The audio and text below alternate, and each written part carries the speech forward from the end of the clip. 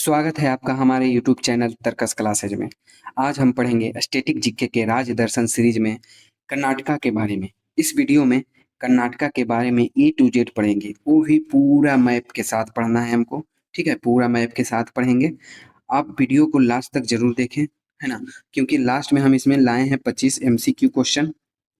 ठीक है, और पूरा इसमें ए टू जेड हम बताएंगे कर्नाटका के बारे में, जिसमें नदी, पहाड़, पेड़, झरना, है ना, सब कुछ, त्योहार, लोक कला, लोक नृत्य, जो भी आता है टीसीएस के एग्जाम में। टीसीएस यानी कि एसएससी और रेलवे के एग्जाम में आता है। टीसीएस ही कंडक्ट करवाता है एसएससी और रेलवे का एग्जाम जनरली, है ना। तो इसके एग्जाम में टीसीएस जो जो भी क्वेश्चन पूछता है सारा यहाँ से आपका क्लियर हो जाएगा। इसलिए हम राजदर्शन सीरीज लेकर के आए हैं। ठीक है, तो चलिए शुरू करते हैं। शुरू करने से पहले आप लोगों से रिक्वेस्ट है कि अगर जो आपने अभी तक हमारे चैनल को सब्सक्राइब नहीं किया है तो सब्सक्राइब कर लीजिए, वीडियो को लाइक कर दीजिए और अपने दोस्तों और अपने सभी स्टडी ग्रुपों में इसको शेयर कर दीजिए। ठीक है, तो चलिए बिना टाइम गवाते हुए शुरू करते हैं। ठीक है, तो पहला आ जाता है यहाँ पे इसका सामान्य परिचय, जनरल इंट्रोडक्शन। ठीक है, तो पहले देखते हैं कि इसकी स्थापना जो है 1 नवंबर 1956 ईस्वी में हुई थी। ठीक है, इसकी स्थापना कब हुई थी? 1 नवंबर 1956 ईस्वी में इसकी स्थापना हुई थी। किस नाम से हुई थी? तो शुरू में जब इसका स्थापना हुआ था उस टाइम इसका नाम था मैसूर राज्य। ठीक है, इसका नाम क्या था? मैसूर राज्य। ठीक है, कब हुआ था? 1 नवंबर 1956 ईस्वी में भाषाई आधार पर इसका गठन किया गया था। ठीक है, तो ये पहले केरल का हिस्सा हुआ करता था, केरल और कर्नाटक एक था। ठीक है, तो 1956 ईस्वी में केरल से इसको अलग करके, ठीक है, यहाँ पे केरल है और केरल से इसको अलग करके कर्नाटक राज्य बनाया गया, जो कि भाषाई आधार पर था, क्योंकि केरल में मलयालम बोला जाता है और कर्नाटका में कन्नड़ बोला जाता है। ठीक है, तो आगे देखते हैं। आगे है कि इसका नाम परिवर्तन कब किया गया? तो 1 नवंबर 1973 ईस्वी को, ठीक है, 1 नवंबर 1973 ईस्वी को मैसूर का नाम बदलकर कर्नाटका कर दिया गया। ठीक है, तो जिस टाइम इसका स्थापना हुआ था उस टाइम इसका नाम मैसूर था और उसके बाद 1 नवंबर 1973 ईस्वी को इसका नाम बदलकर कर्नाटका कर दिया गया। इसकी राजधानी कहाँ थी? इसकी राजधानी कहाँ है? तो राजधानी हो जाता है इसकी बेंगलुरु, जिसे सिलिकॉन वैली ऑफ इंडिया भी कहा जाता है, साइंस सिटी भी कहा जाता है, गार्डन सिटी भी कहा जाता है। ठीक है, तो इसकी राजधानी कहाँ है? तो बेंगलुरु, जिसे सिलिकॉन वैली ऑफ इंडिया कहा जाता है, साइंस सिटी भी कहा जाता है और गार्डन सिटी के नाम से भी जाना जाता है। ठीक है, तो ये रहा आपका सामान्य परिचय। अब आगे देखते हैं। आगे है राजकीय प्रतीक। ठीक है, यहाँ के कुछ राजकीय प्रतीक होंगे, जैसे कि राजकीय पशु। यहाँ के राजकीय पशु क्या है? एशियाई हाथी। यहाँ के राजकीय पशु क्या है? एशियाई हाथी। ये रहा एशियाई हाथी। हाथी जो है किस किस राज्य का राजकीय पशु है? तो केरल का, है ना, और किसका है? तो झारखंड का, है ना, झारखंड का है, और किसका है? तो अपना कर्नाटका का है, अभी जो जिसके बारे में पढ़ रहे हैं। तो केरल, झारखंड और कर्नाटका का राजकीय पशु जो है हाथी होता है। ठीक है, आगे चलते हैं। आगे है राजकीय पक्षी। राजकीय पक्षी कौन सा है? नीलकंठ। नीलकंठ ये है, ये राजकीय पक्षी है। ठीक है, यहाँ के राजकीय पक्षी कौन है? नीलकंठ, इंडियन रोलर जिसको बोला जाता है। यहाँ के राजकीय वृक्ष क्या है? यहाँ के राजकीय वृक्ष क्या है? चंदन, सैंडलवुड, जिसको बोला जाता है चंदन। यह है चंदन, यहाँ का राजकीय वृक्ष। आगे है राजकीय फूल। राजकीय फूल कौन सा है? कमल। क्या है राजकीय फूल?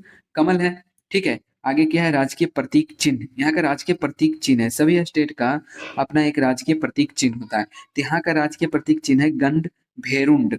ठीक है, क्या है यहाँ का राजकीय प्रतीक चिन्ह है? गंड भेरुंड। इसमें 2 सिर वाला जो है एक पंछी होता है। ठीक है, जो कि पौराणिक पक्षी है ना, पौराणिक पक्षी है और ये काल्पनिक है, क्योंकि 2 सिर वाला कोई पक्षी नहीं पाया जाता है, लेकिन काल्पनिक है, पौराणिक पौराणिक कथा में चला आ रहा है, तो इसे हम मान सकते हैं कि ये पौराणिक पक्षी है। ठीक है, यहाँ का राजकीय प्रतीक चिन्ह है। आगे देखते हैं। अगला है कि यहाँ की इसका भौगोलिक स्थिति और भूगोल देख लेते हैं। तो इसकी सीमाएं जो है, कर्नाटक की सीमाएं जो है 6 राज्यों से मिलती है। कितने राज्यों से मिलती है? 6 राज्यों से मिलती है। ठीक है, कौन कौन से राज्य है? गोवा, महाराष्ट्र, तेलंगाना, आंध्र प्रदेश, तमिलनाडु, केरल। अब इसको देखते हैं थोड़ा मैप में, है ना। तो उत्तर पश्चिम में है, ये रहा आपका गोवा। उत्तर पश्चिम में आपका गोवा हो जाता है। ठीक है, और जो है उत्तर में महाराष्ट्र है, उत्तर में क्या है, महाराष्ट्र है। तेलंगाना जो है वो उत्तर पूर्व में है। तेलंगाना कहाँ है, उत्तर पूर्व में है। और आंध्र प्रदेश कहाँ है, आंध्र प्रदेश पूर्व में है ना। तमिलनाडु कहाँ है, तमिलनाडु जो है दक्षिण पूर्व में है। केरल कहाँ है, तो वो दक्षिण पश्चिम में है। ठीक है, दक्षिण पश्चिम में केरल है। तो कितने राज्यों से सीमा टच करता है इसका, तो 6 राज्यों से, जिसमें गोवा, महाराष्ट्र, है ना, और तेलंगाना, आंध्र प्रदेश, तमिलनाडु और केरला आता है। ठीक है, तो गोवा उत्तर पश्चिम में, महाराष्ट्र जो हो गया उत्तर में, तेलंगाना उत्तर पूर्व में, आंध्र प्रदेश पूर्व में, तमिलनाडु दक्षिण पूर्व में, और केरल केरल जो है दक्षिण पश्चिम में टच करता है। ठीक है, तो इतना आपको याद रखने की जरूरत नहीं है, सिर्फ इतना याद रखिए कि किस किस राज्यों से टच होता है। ठीक है, आगे देखते हैं कि पश्चिम में अरब सागर के साथ इसकी तटीय सीमा को किनारा तट भी कहा जाता है। ये जो तटीय सीमा है इसको केनरा तट या कनारा तट कहा जाता है। क्या कहा जाता है, केनरा तट या कनारा तट कहा जाता है, कनारा।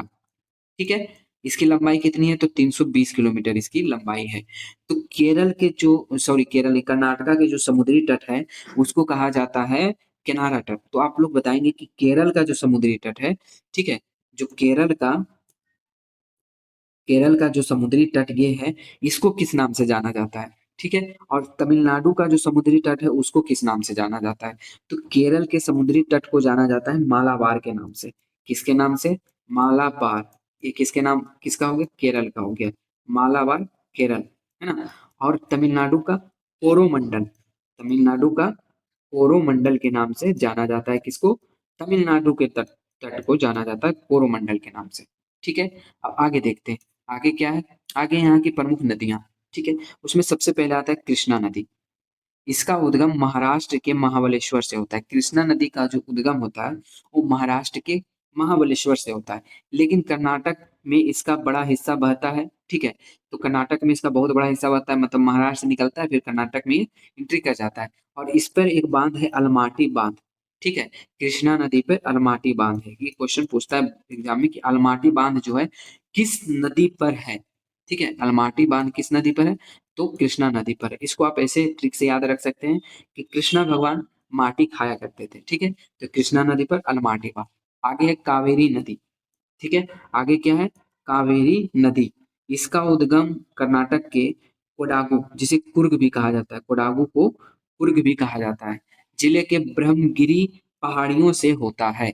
तो कावेरी नदी का उद्गम कहाँ से होता है, तो ब्रह्मगिरी के पहाड़ियों से होता है। इसे दक्षिण की गंगा भी कहा जाता है। इसे क्या कहा जाता है, दक्षिण की गंगा भी कहा जाता है। और कृष्णराज सागर बांध इसी नदी पर है। कृष्णराज सागर बांध किस नदी पर है, कावेरी नदी पर है। और इसे कर्नाटका की जीवन रेखा भी कहा जाता है। कावेरी नदी को जो है कर्नाटका की जीवन रेखा भी कहा जाता है। ये एक पॉइंट आप लोग नोट कर लेंगे कि कावेरी नदी को जो है कर्नाटका की जीवन रेखा भी कहा जाता है, लाइफ लाइन। ठीक है, लाइफ लाइन। आगे देखते हैं कि अगला है तुंगभद्रा नदी। कृष्णा की प्रमुख सहायक नदी है तुंगभद्रा। तुंग और भद्रा दो अलग अलग नदी है। ठीक है, इधर से जब कृष्णा आता है ना, कृष्णा नदी, जैसे कि ये रहा आपका कृष्णा नदी, इधर से कृष्णा नदी आ रहा है, ये रहा कृष्णा नदी। और जब कृष्णा नदी आता है तो इसमें से एक नदी मिलता है तुंग। ठीक है, और इसी में आके इधर से मिल जाता है भद्रा। और ये दोनों जब मिलता है तो यहाँ से मिल के बनता है तुंगभद्रा नदी। ठीक है, तो आगे जाके ये क्या किसमें मिल जाता है, तुंगभद्रा नदी में मिल जाता है। सॉरी, तुंगभद्रा नदी जो है कृष्णा नदी में मिल जाता है जाके के। ठीक है, और तुंगभद्रा नदी के किनारे ही हम्पी शहर स्थित है। एक बहुत ही फेमस हम्पी शहर है जो कि तुंगभद्रा नदी के किनारे स्थित है।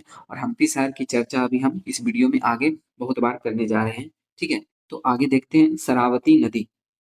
इस नदी पर भारत का प्रसिद्ध जोग जलप्रपात स्थित है। जोग जलप्रपात जो है कई बार एग्जाम में आता है कि किस नदी पर स्थित है, तो जोग जो है वो शरावती नदी पर स्थित है। किस नदी पर, शरावती नदी पर स्थित है। ठीक है, अब आगे देख लेते हैं, इसको एक बार फिर से रिवीजन कर लेते हैं कि कृष्णा नदी का उद्गम स्थल महाबलेश्वर, अलमाटी बांध कृष्णा नदी पर, कावेरी नदी ब्रह्मगिरी पहाड़ियों से होता है, कुर्ग जिले से। इसे दक्षिण की गंगा भी कहा जाता है, और दक्षिण की गंगा कावेरी, और दक्षिण गंगा किसको कहा जाता है, तो गोदावरी को। ठीक है, दक्षिण की गंगा, दक्षिण की गंगा किसको कहा जाता है, तो इसको कहा जाता है, कावेरी नदी को कहा जाता है, और दक्षिण गंगा किसको कहा जाता है, तो गोदावरी नदी को कहा जाता है। ठीक है, जो कि आंध्र प्रदेश में बहता है। अभी हम आंध्र प्रदेश के बारे में आपको पढ़ाएंगे, तो उसमें फिर आपको डिटेल से बताएंगे इसके बारे में। ठीक है, आगे चलते हैं कि इसे दक्षिण की गंगा कहा जाता है। कृष्ण राज सागर बांध किस नदी पर है, कावेरी नदी पर है। तुंगभद्रा नदी, ठीक है, हम्पी शहर जो है इसी के किनारे स्थित है, तुंगभद्रा नदी। शरावती नदी जोग जलप्रपात शरावती नदी पर स्थित है। आगे देखते हैं, आगे है प्रमुख जलप्रपात यहाँ के। तो उसमें सबसे पहले आता है जोग जलप्रपात। अभी बता रहे थे कि शरावती नदी पर भारत के सबसे ऊंचे झरनों में से एक है। ये है, क्या है, ये जोग जलप्रपात है। ठीक है, किस नदी पर है, तो शरावती नदी पर है, और भारत के सबसे ऊंचे झरनों में से एक है ये। ठीक है, अगला है कुंचिकल। कुंचिकल जलप्रपात जो है, ये भारत का सबसे ऊंचा सीधा गिरने वाला, ठीक है, सबसे ऊंचा सीधा गिरने वाला जलप्रपात है। ठीक है, कुंचिकल जलप्रपात जो है सबसे ऊंचा से सीधा गिरने वाला जलप्रपात है। भारत का सबसे ऊंचा संपाती जलप्रपात है, यानी कि सीधा गिरने वाला सबसे ऊंचा जलप्रपात है। ठीक है, आगे है शिव समुद्रम जलप्रपात। तो ये जो है कुंचिकल जलप्रपात जो है किस नदी पर है, तो बराही नदी पर स्थित है, शिमोगा जिले में। ठीक है, आगे है शिव समुद्रम जलप्रपात, तो कावेरी नदी पर है। यहाँ 1902 में भारत का पहला प्रमुख हाइड्रो इलेक्ट्रिक पावर स्टेशन बना था। शिव समुद्रम प्रपात जो है कावेरी नदी पर है, और यहाँ 1902 में भारत का पहला हाइड्रो इलेक्ट्रिक पावर स्टेशन बना था। ये है शिव समुद्रम जलप्रपात। ठीक है, आगे हम देखते हैं, अगला क्या है, अगला है सर्वोच्च चोटी। ठीक है, अगला क्या है, सर्वोच्च चोटी। ये कौन सा है, तो मुल्लयन गिरी है। मुल्लयन गिरी जो है वो क्या है, सर्वोच्च चोटी है, मुल्लयन गिरी। ये कौन सी पहाड़ी पर स्थित है, तो बाबा बुदन गिरी पहाड़ियों पर स्थित है। बाबा बुदन गिरी पहाड़ियों का एक पार्ट है ये। कौन सा, मुल्लयन गिरी, बाबा बुदन गिरी पहाड़ियों पर का एक पार्ट है मुल्लयन गिरी। तो बेंगलोर कर्नाटका की सबसे ऊंची चोटी कौन हो जाएगा, मुल्लयन गिरी हो जाएगा। ठीक है, आगे है यहाँ का मृदा, ठीक है, मिट्टी। यहाँ लाल मिट्टी की प्रधानता है, लेकिन उत्तरी कर्नाटका में काली कपासी मिट्टी भी पाई जाती है। ठीक है, यहाँ कौन सी मिट्टी का प्रधानता है, लाल मिट्टी का प्रधानता है, और जो है उत्तरी कर्नाटका में कपासी मिट्टी भी पाया जाता है, जिसके कारण से वहाँ कपास की खेती बहुत ज्यादा होती है। ठीक है, आगे देखते हैं, और उत्तर में किससे लगा हुआ है, तो महाराष्ट्र में। और महाराष्ट्र में भी कपास का खेती बहुत ज्यादा होता है, महाराष्ट्र में भी काली मिट्टी पाया जाता है। ठीक है, अब आगे देखते हैं, आगे यहाँ का इतिहास के बारे में देखते हैं। तो प्राचीन और मध्यकालीन इतिहास से जुड़े कई राजवंश कर्नाटक से ही संचालित होते थे। इसमें पहला है कदम्ब राजवंश, कर्नाटक का पहला स्थानीय राजवंश, जिसकी राजधानी बनवासी थी। ठीक है, तो कर्नाटक का पहला स्थानीय राजवंश कौन सा था, कदम राजवंश था। उसकी राजधानी कहाँ थी, बनवासी थी। ठीक है, अगला है चालुक्य राजवंश बादामी। ठीक है, चालुक्य राजवंश बादामी, राजा पुलकेशिन द्वितीय इसी राजवंश के थे। राजा पुलकेशिन द्वितीय जो थे इसी राजवंश के थे, जिन्होंने हर्षवर्धन को नर्मदा नदी के तट पर हराया था। हर्षवर्धन को कहाँ हराया था, नर्मदा नदी के तट पर हराया था। कौन हराया था, पुलकेशिन द्वितीय। ठीक है, बादामी की गुफाएं इनका प्रमुख केंद्र थी। ठीक है, बादामी की गुफाएं कहाँ है, तो कर्नाटका में है। ठीक है, चालुक्य राजवंश से संबंधित है। और हर्षवर्धन जो है किस राजवंश से संबंधित है, सॉरी, पुलकेशिन द्वितीय जो है किस राजवंश से संबंधित है, तो चालुक्य राजवंश से संबंधित है। आपको कमेंट में बताना है कि हर्षवर्धन जो है किस वंश से संबंधित था। ठीक है, आगे है राष्ट्रकूट राजवंश, जिसको अमोघवर्ष भी कहा जाता है। सॉरी, राष्ट्रकूट राजवंश, इसके सबसे प्रमुख शासक थे अमोघवर्ष, और दंती दुर्ग इसके प्रमुख शासक थे। ठीक है, अमोघवर्ष जो है बहुत ही फेमस शासक यहाँ के थे राष्ट्रकूट वंश के, और दंती दुर्ग इसके प्रमुख शासक थे। इन्होंने एलोरा का प्रसिद्ध कैलाश मंदिर महाराष्ट्र में, लेकिन राजवंश कर्नाटक का था। एलोरा का प्रसिद्ध जो कैलाश मंदिर है वो कहाँ है तो वो महाराष्ट्र में, लेकिन जो राजवंश था, राष्ट्रकूट राजवंश जो था वो कहाँ का था, वो कर्नाटका का था। किसने बनवाया था, ये राष्ट्रकूट राजवंश ने बनवाया था। एलोरा का प्रसिद्ध कैलाश मंदिर किसने बनवाया, तो राष्ट्रकूट राजवंश ने बनवाया। कहाँ स्थित है, महाराष्ट्र में स्थित है, लेकिन राष्ट्रकूट राजवंश जो है वो कहाँ का था, कर्नाटका का था। ठीक है, अगला है होयसल राजवंश। ठीक है, इनकी राजधानी हलेबीडु थी। होयसल राजवंश की राजधानी कहाँ थी, हलेबीडु। ठीक है, इनके द्वारा बनाए गए मंदिरों को हाल ही में यूनेस्को वर्ल्ड हेरिटेज में शामिल किया गया है। ठीक है, होयसल राजवंश के जो मंदिर है उसको अभी यूनेस्को वर्ल्ड हेरिटेज में शामिल किया गया है।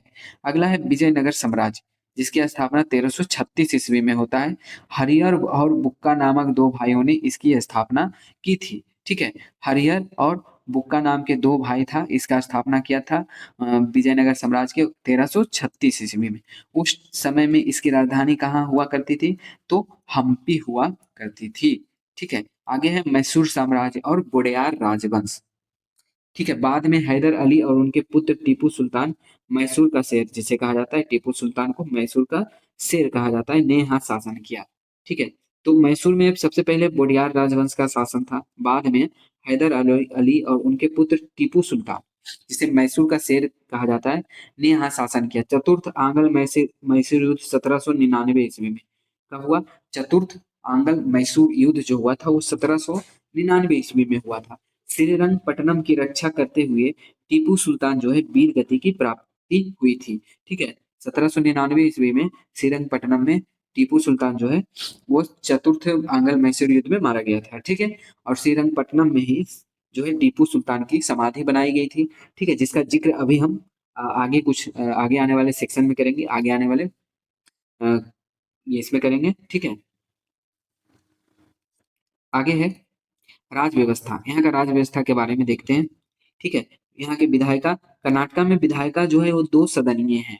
ठीक है, कर्नाटका में जो विधायिका है वो दो सदनीय है, यानी यहाँ विधानसभा और विधानसभा और विधान परिषद दोनों है। ठीक है, और भारत में केवल 6 ऐसे राज्य हैं जहाँ द्विसदनीय व्यवस्था है।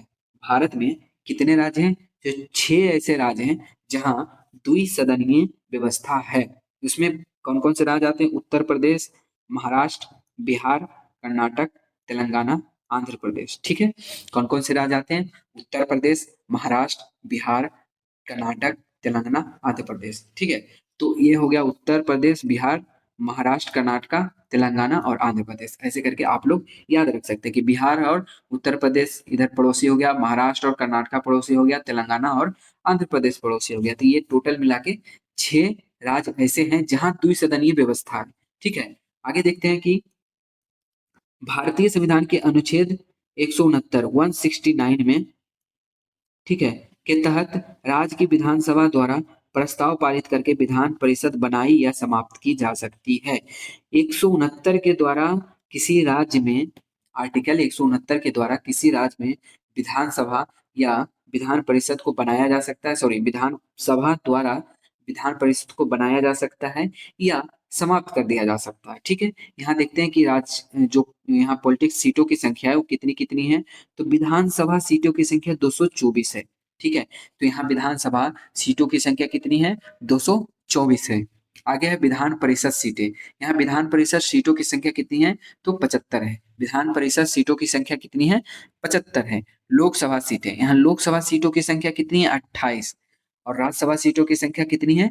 12 है। ठीक है, तो विधानसभा सीटों की संख्या 224, विधान परिषद सीटों की संख्या 75, लोकसभा सीटों की संख्या 28 और राज्यसभा सीटों की संख्या 12। ठीक है, 12। विधानसभा सीटों की संख्या 224, विधान परिषद सीटों की संख्या 75, लोकसभा सीटों की संख्या 28 और राज्यसभा सीटों की संख्या 12 यानी कि 12। ठीक है, 12।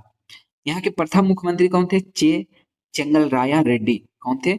यहाँ के प्रथम मुख्यमंत्री जो थे, प्रथम सीएम थे, वे थे के चेंगलराया रेड्डी। ठीक है, और यहाँ के अभी वर्तमान में सीएम कौन है? यहाँ के वर्तमान में सीएम कौन है ये आपको अभी कमेंट में बताना है। ठीक है, आगे देखते हैं।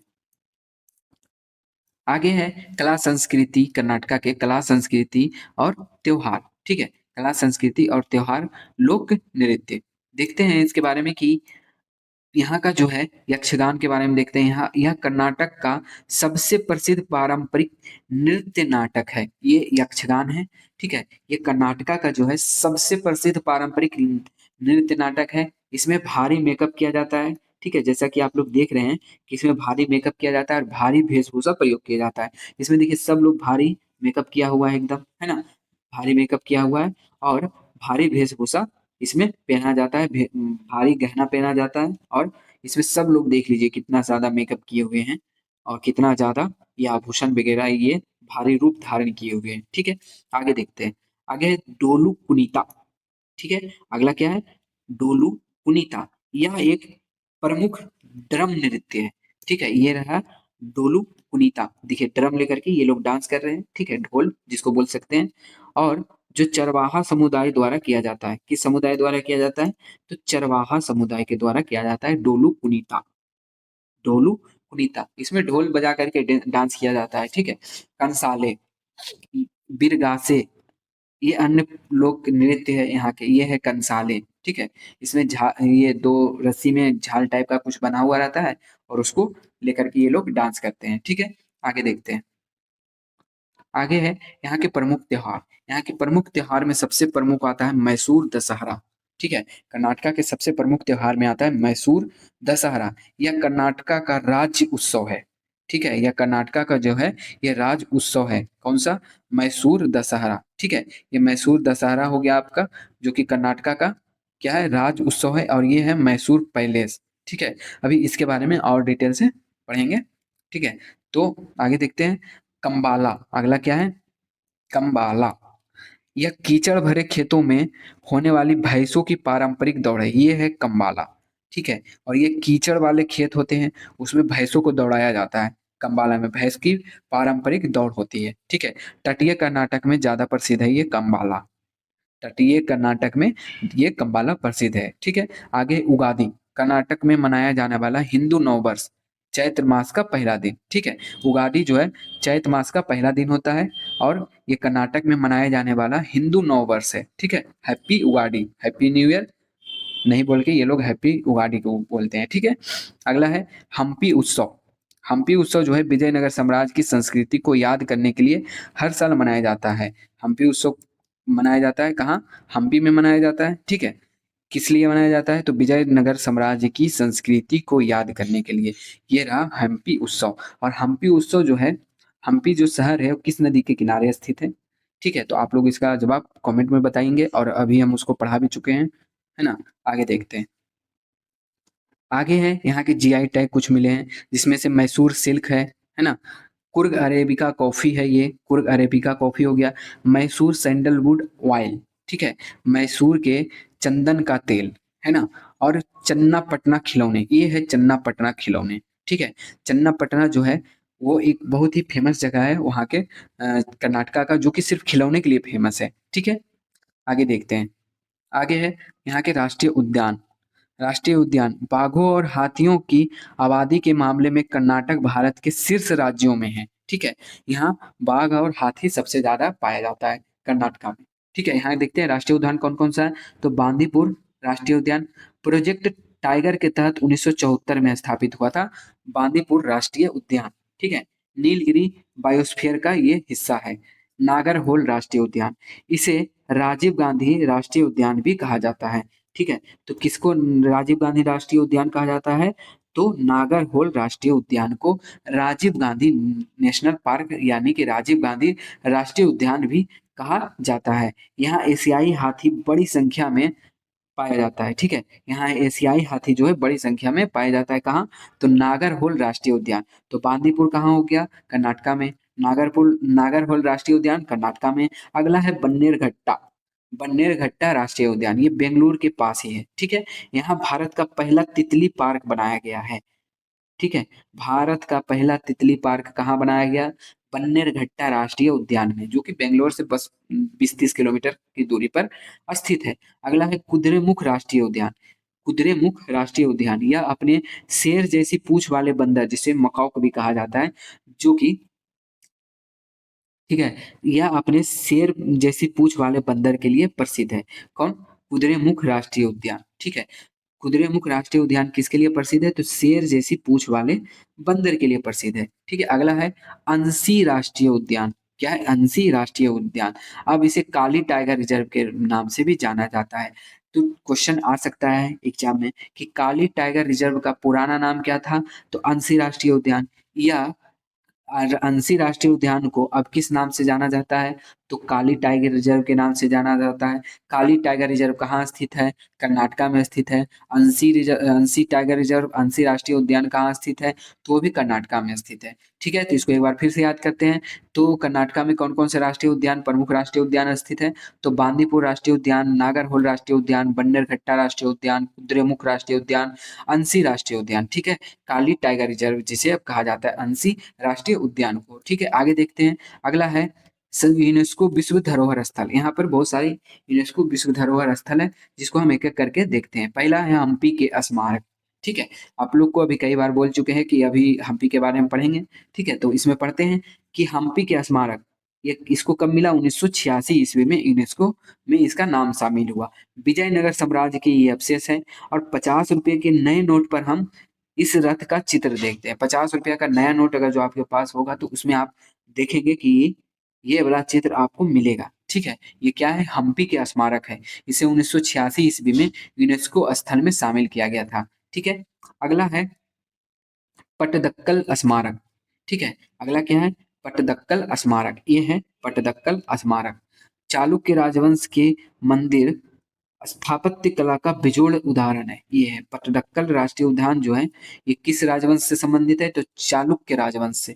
इसे कब शामिल किया गया? तो 1987 में। हम्पी 1986, पट्टदक्कल 1987। ठीक है, चालुक्य राजवंश का मंदिर और स्थापत्य कला का बेजोड़ उदाहरण है। अगला है पश्चिमी घाट।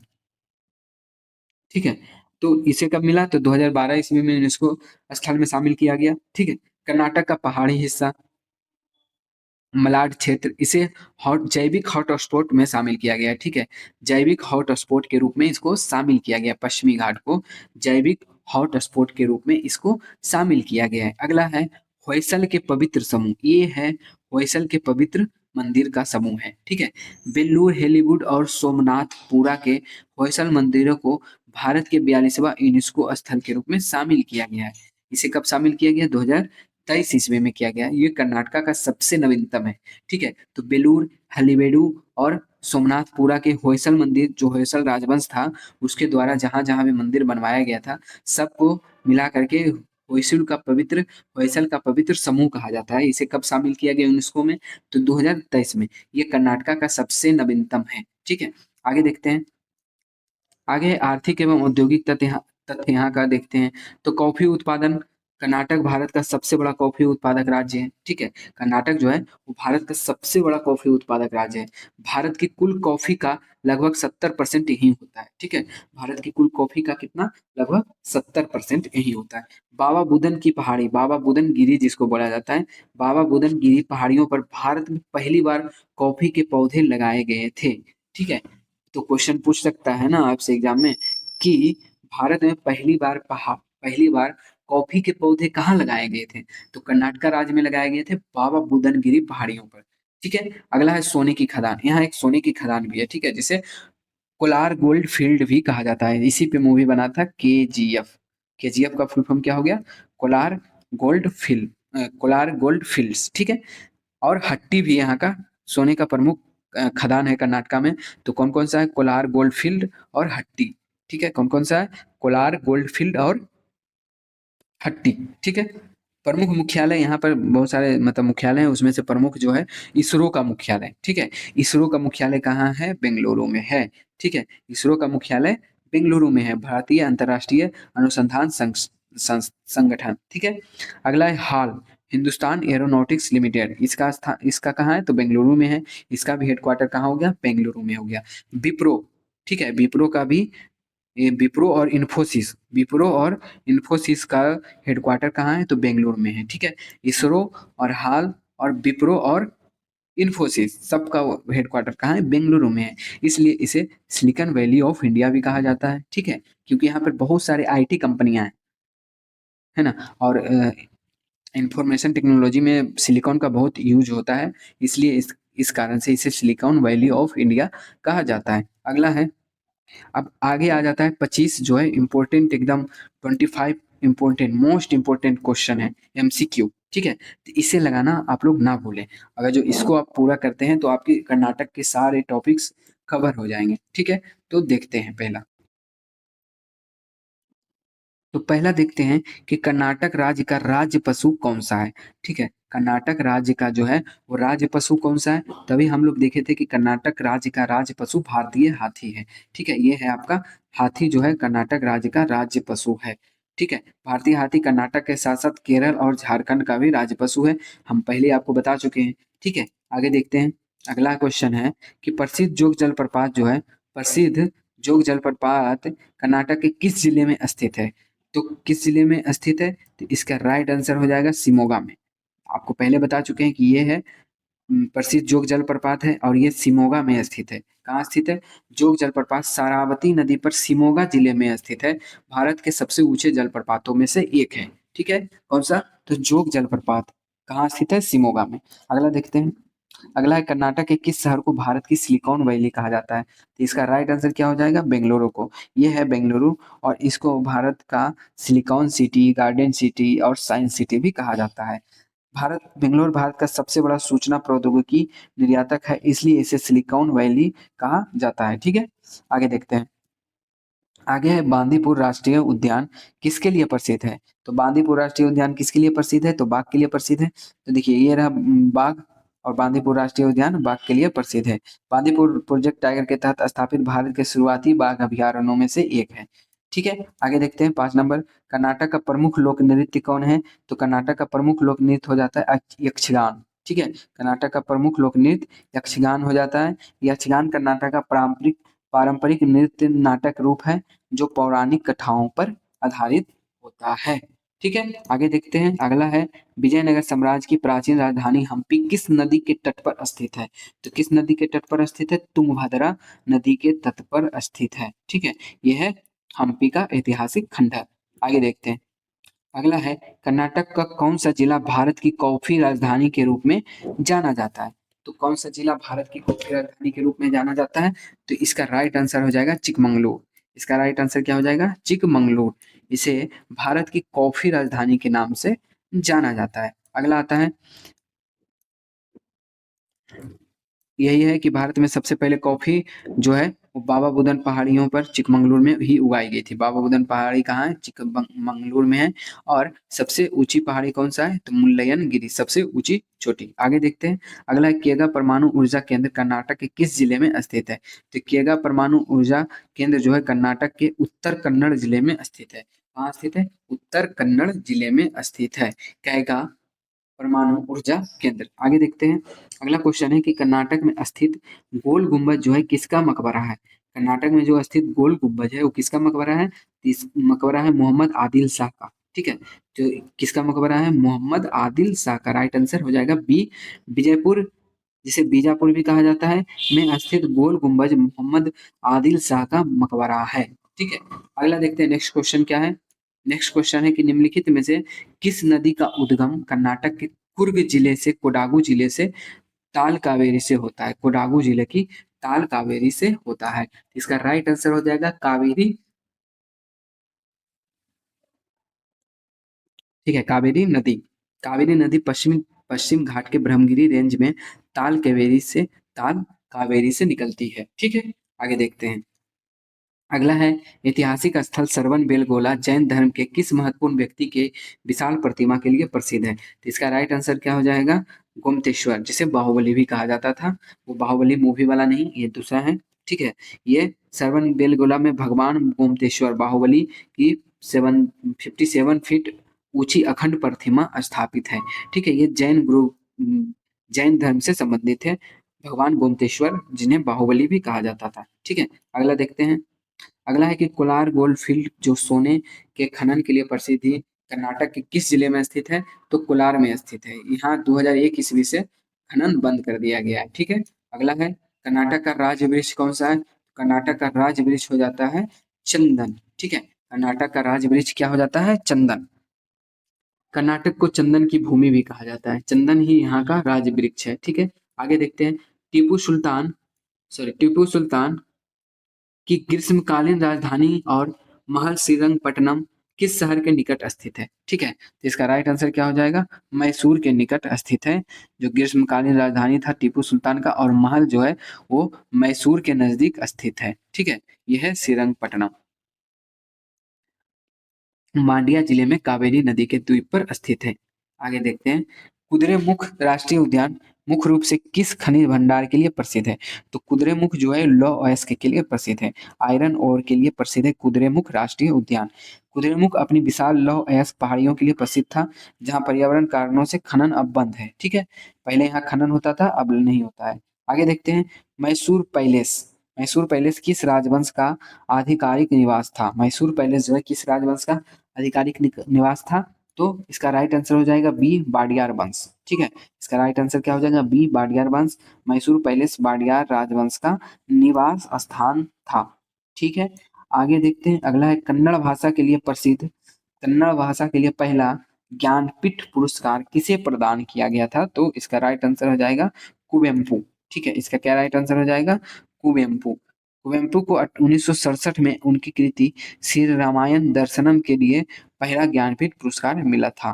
ठीक है, तो किन्हें मिला था? तो कुवेम्पू को मिला था। अगला क्वेश्चन है कि कर्नाटक का कौन सा शहर पूर्व का रोम के नाम से लोकप्रिय है? ठीक है, तो कर्नाटक का कौन सा शहर जो है उसे जिसे पूर्व का रोम कहा जाता है? इसका राइट आंसर क्या हो जाएगा? मैंगलोर, या जिसे मैंगलुरु भी कहा जाता है। पूर्व का रोम मैंगलोर या मैंगलुरु। ठीक है, अपनी सुंदर वास्तुकला, चर्चों और तटीय पहाड़ियों के कारण मैंगलोर को पूर्व का रोम कहा जाता है। ठीक है, आगे देखते हैं, नंदी पहाड़ियां जो एक प्रसिद्ध पर्यटक स्थल है, किस शहर के पास स्थित है? तो इसका राइट आंसर हो जाएगा बेंगलुरु के पास स्थित है। ठीक है, बेंगलुरु से भी कोई 60 किलोमीटर की दूरी पर स्थित है ना। तो नंदी हिल्स चिक्काबल्लापुर जिले में बेंगलुरु से लगभग 60 किलोमीटर दूरी पर स्थित है। ठीक है, आगे देखते हैं, आगे है कि कर्नाटक के किस राष्ट्रीय उद्यान का नाम बदलकर राजीव गांधी राष्ट्रीय उद्यान कर दिया गया है? ठीक है, इसका राइट आंसर क्या हो जाएगा? इसका राइट आंसर हो जाएगा नागरहोल राष्ट्रीय उद्यान। इसका राइट आंसर क्या हो जाएगा? नागरहोल राष्ट्रीय उद्यान। नागरहोल राष्ट्रीय उद्यान को आधिकारिक तौर पर राजीव गांधी राष्ट्रीय उद्यान के रूप में जाना जाता है। ठीक है, नेक्स्ट अगला है, यूनेस्को विश्व धरोहर स्थल पटडक्कल। ठीक है, ये किस राजवंश के स्मारकों के लिए प्रसिद्ध था? किसके लिए प्रसिद्ध था? तो होयसल के लिए प्रसिद्ध, सॉरी चालुक्य के लिए प्रसिद्ध था। पटडक्कल जो है ये चालुक्य वंश के लिए प्रसिद्ध था। ठीक है, पटडक्कल जो है किसके लिए प्रसिद्ध था? तो चालुक्य वंश के लिए प्रसिद्ध था। बादामी के चालुक्य राजवंश ने पटडक्कल में 7वीं और 8वीं शताब्दी में शानदार मंदिरों का निर्माण करवाया था। ठीक है, जो कि अब अवशेष उसका बचा हुआ है।